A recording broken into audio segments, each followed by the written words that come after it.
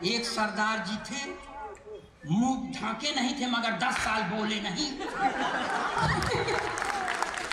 मगर एक तो ऐसा आया कि बोलबा ही करता है। ये बहुत खराब बात है। अगर ब्राह्मण को मारना है तो उसके सामने बैठ के खाना चालू करो। शहर के जानदार लोगों, बहुत बढ़िया।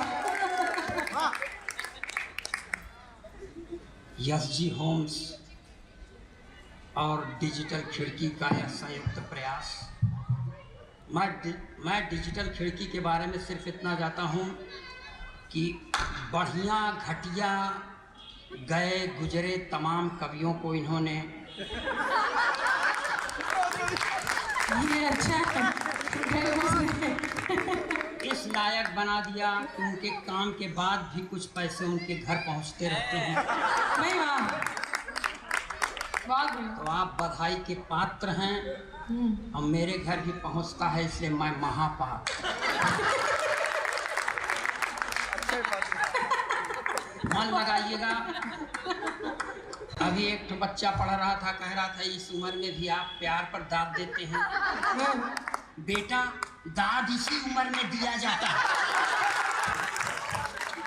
समझ गए। दाद देने के अलावा है कुछ। कमाल। अच्छा देश की इस प्रथम पंक्ति की कवित्री जो आज आपके इस कवि सम्मेलन की सार्थक संवाहिका या संचालक का भूमिका में, संचालिका की भूमिका में है, मैं उसके प्रति पूरे मन से समादर ज्ञापित करता हूँ। बहुत आभार। अच्छा, समादर ज्ञापित न करें तो मार खाएं, इसलिए ज्ञापित करना है। मंच पर बैठे हुए अगर कोई बड़ा कवि है तो हालांकि बड़ा मैं भी हूँ, और यह बात सिर्फ मैं कहता हूँ। फिर भी औपचारिकता निभाता हूँ कि मंच पर बैठे हुए कवियों को एक बार प्रणाम, कवित्रियों को 2 बार, संचालिका को 3 बार प्रणाम, और कसम भगवान की आप लोगों को 100 बार प्रणाम। क्या बात है। नहीं वाह, जीत लिया था। मैं बाबूजी, मैं प्रणाम इसलिए करता हूँ कि इससे मेरी विनम्रता का बोध होता है। प्रणाम इसलिए भी करता हूँ कि इससे मुझे आपका आशीर्वाद मिलता है। प्रणाम इसलिए भी करता हूँ कि यही देश की स्वस्थ माटी है, परिपाटी है। और प्रणाम इसलिए भी करता हूँ कि इसके अलावा मैं आपका कुछ करने लायक ही नहीं।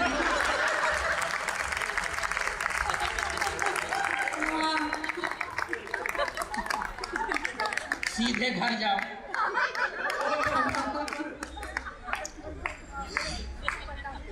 अभी मेरे खड़ा होने के पहले सौतेला भाई ऊपर से भाव भाव। मैं सही बताऊं, मैं दिशा शून्य में पैदा हुआ हूं सर। जब भी कोई अच्छा काम करने लगता हूं तो इसी तरफ बाधाएं आती हैं। अरे अरे ये बाधा नहीं है, ये नाश्ता है। आने दो। ये बहुत खराब बात है। अगर ब्राह्मण को मारना है तो उसके सामने बैठ के खाना चालू करो।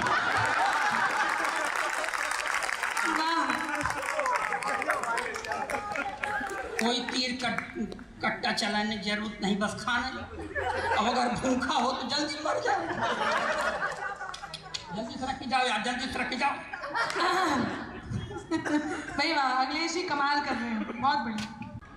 अगर ये सभासद हैं, प्रतिनिधि हैं, अगर ये भाजपा के हैं तो इनको बधाई,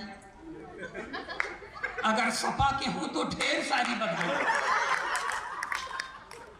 क्योंकि भाजपा में भले आदमी हैं, सपा में। तो आप सब किस दल के हैं?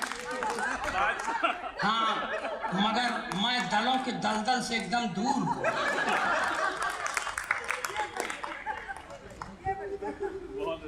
थोड़ा सा आप मन बनाइएगा एक सरदार जी बैठे हैं, मुंह ढांक के बैठे।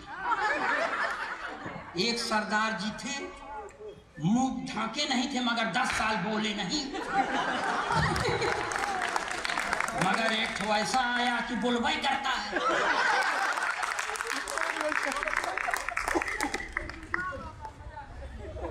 यार ये तुम मार के जन्म दे।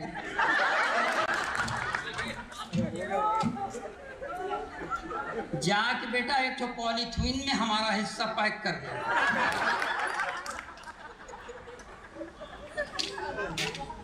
जल्दी ना। हाँ बिल्कुल बिल्कुल। मत लाना जाओ है, पॉलीथीन में पैक कर।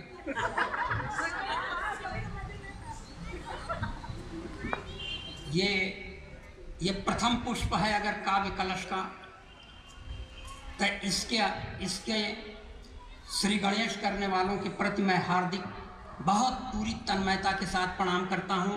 बीच बीच में डिस्टर्बिंग एलिमेंट आ रहे हैं।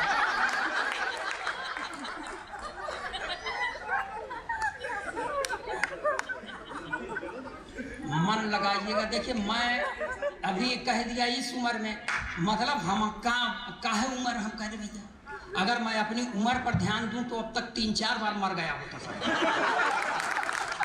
इसलिए कोई ये ना समझे कि मैं बहुत उम्रदार हूँ।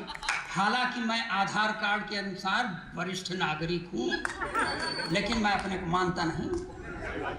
क्यों माने? जैसे हमारे सरकार का नारा है सर, बेटी बचाओ बेटी पढ़ाओ मगर पत्नी छोड़ दे।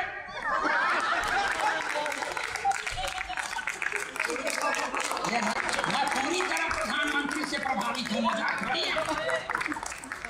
और प्रधानमंत्री बनने के लिए ये करना पड़ता है। इंदिरा जी ने पति छोड़ा, ये उससे कम थोड़ी है। मैं जीर्ण शीर्ण देह यष्टिधारी, गया गुजरा गोलोकवासी ब्राह्मण अखिलेश द्विवेदी पुत्र अज्ञात। अब नहीं मालूम है सर तो नहीं मालूम। मैं हाई स्कूल में पढ़ रहा था सर, तो मेरे अध्यापक एक बार मुझसे कहते हैं खड़े हो जाओ। मैं खड़ा हो गया। अध्यापक ने कहा कि तुम्हारा नाम? मैंने कहा अखिलेश द्विवेदी। अध्यापक ने फिर पूछा तुम्हारे बाप का नाम? मैंने कहा नहीं मालूम। तो अध्यापक ने कहा जब तुमको अपने बाप का नाम नहीं मालूम तो तुम जिंदगी में कुछ नहीं कर सकते, जाओ मंचों पर कविता करो। तो आपसे कहता हूं कि कबीर की तरह जिसको अपने बाप का नाम नहीं मालूम वो असली कवि।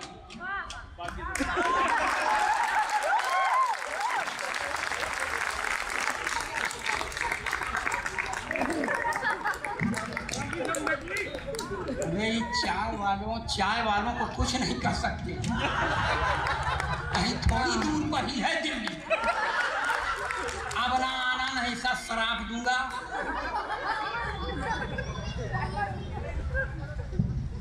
चलिए सर मैं बताऊं, ये देश है। मैं एक सरकार के नारे के सख्त खिलाफ सर पहुंचा दीजिएगा जिसमें सरकार कहती है नारी सशक्तिकरण। नारी सशक्तिकरण का मतलब पुरुष अशक्तिकरण। जो काम अपने खिलाफ हो क्यों माने? इसलिए नहीं मानते। ये फिर चले आए दूठे। यार तुम लोग मुंह बंद करके आए हो, मुंह खोल के आओ कि देखें।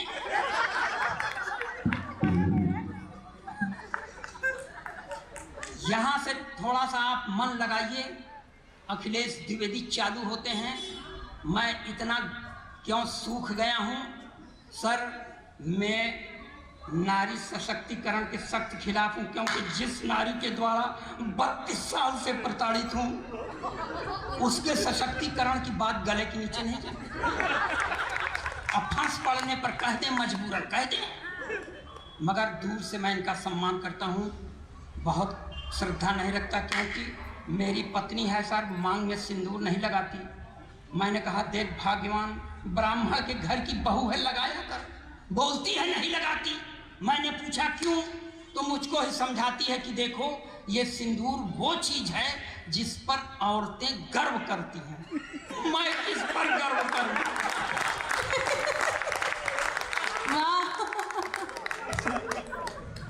अच्छा जी, मैं बताऊं, मैं भोग रहा हूं, आपको हंसी आ रही?